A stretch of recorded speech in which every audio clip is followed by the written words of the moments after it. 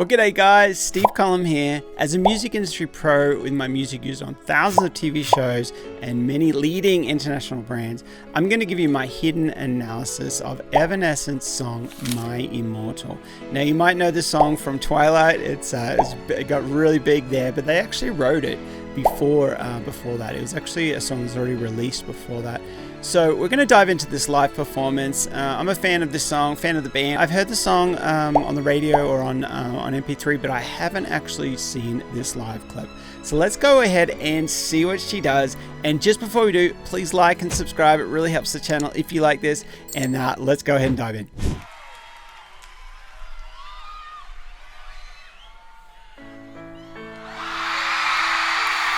The crowd knows what song it is.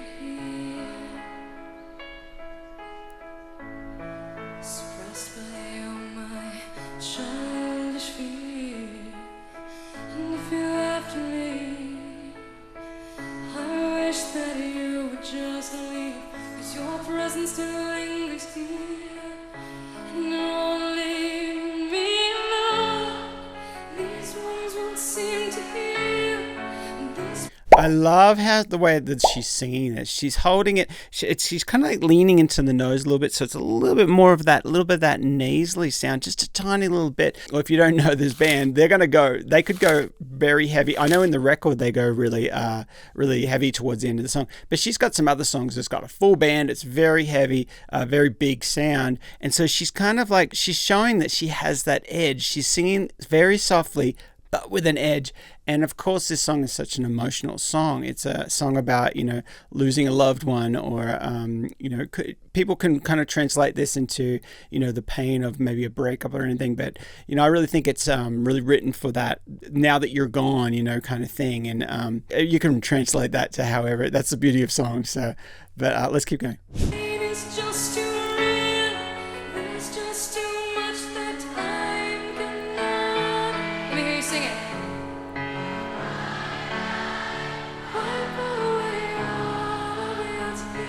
They know it.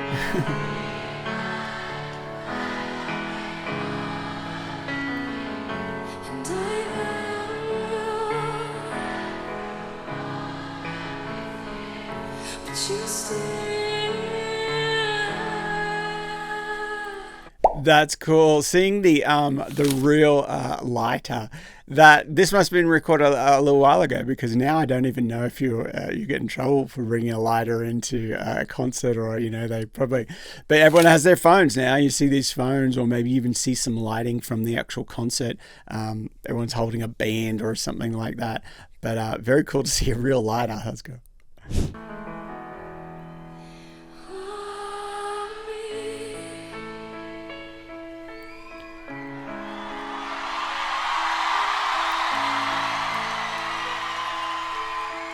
Someone must have walked down on the stage, I think.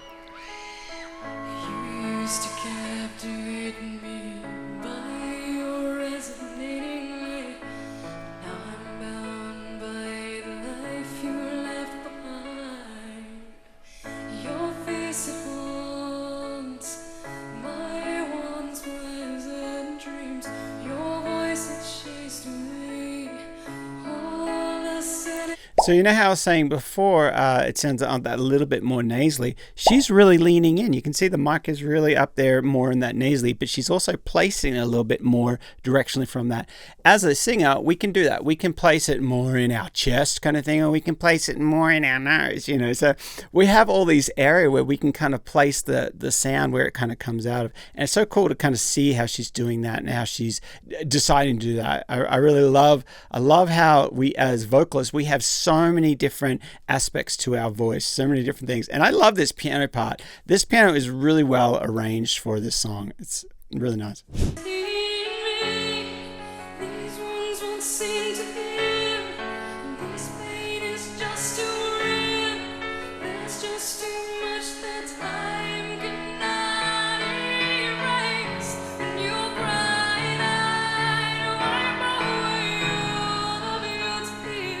So that is so cool. So she's singing the words of the song. When you cried, I'll wipe away all of your tears. And she's getting that. She's squeezing the area around her vocal folds. She's kind of like squeezing in a little bit more, getting that tense, getting that bit more of that angst, bit more of that grit. Let's go back and play that. You can kind of hear that. It's so cool.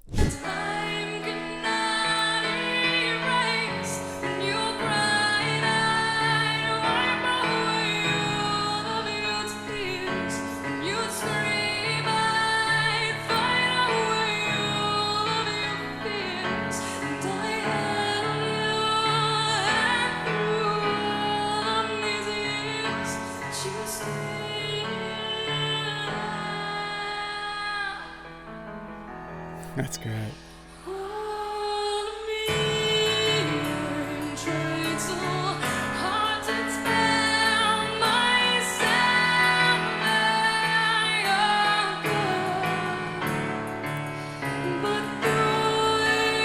See the drums there.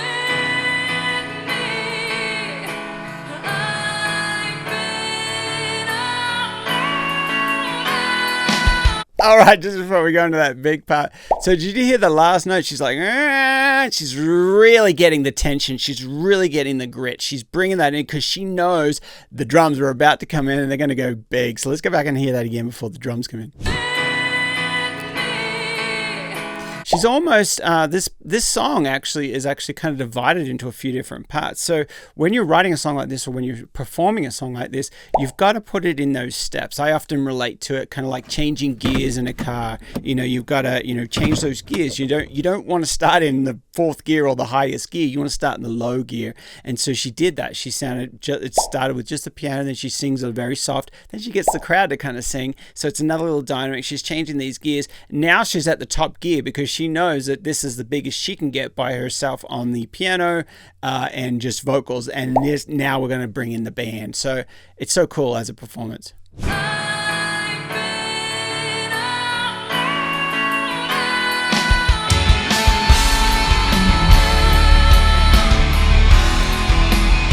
Come on.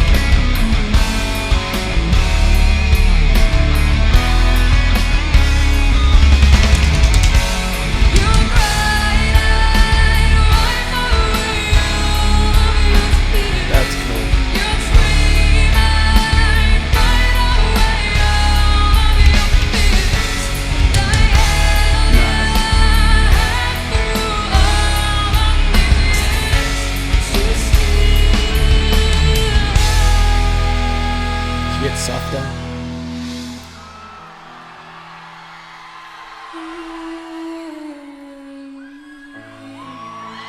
That's great.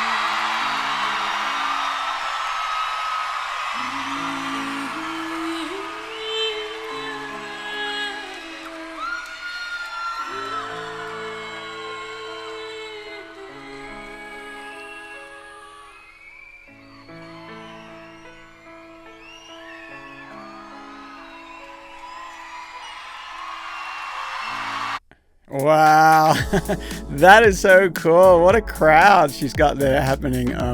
What a fun song. What an emotional song. And she really delivered. And I love how the band comes in. It needed that next lift. It needed that next level, that next gear. And she stepped into it. And I think that's just so cool. What a great performance. What did you guys think? What did you think? Is this one of your favorite songs? Do you have another song of Evanescence that you'd like me to maybe do a review of or a analysis of and kind of break down the different parts? But for me, I love these electric guitars. I love these drums that came in. I love the piano arrangement, and the song is a really strong song. It's a really well-written song. No wonder it was used for on Twilight. A lot of the songs I've written, I write directly for the show, but then there's been for the TV show, and I've had them placed, on shows like The Big Bang Theory, on big movies, on Honda commercials, Subway commercials, on many different things I've written for that. But there's been quite a few times where I've written a song and I've just written it based off my circumstances, and it's landed and it fits in a movie. But the main thing is you got to make sure that you write the song so that the lyrics can be changed, or so it can be universal. That's the right term is universal. So that means that instead of writing on those exact details like I stood up and walked to the window. You know, you'd write the story or write the song on, you know, I opened my eyes and the light came in, or something like that. And so those are just some different things when you're going into film and TV. But in saying that, I'm getting carried away here, and that reminds me, you know, if you do want to get your maybe you have songs, maybe you have productions, and you want to get them in film and TV, make sure you get on my email list, and then you can find out more about when I do that, and when I open up my schedule for different things like that. So make sure you go over there. And then also, if you do like this video and you want to help support me in this channel, you can keep me caffeinated and keep the channel caffeinated by buying us a coffee. I'll put the link in the description. But thanks guys for watching. I will see you in the next one.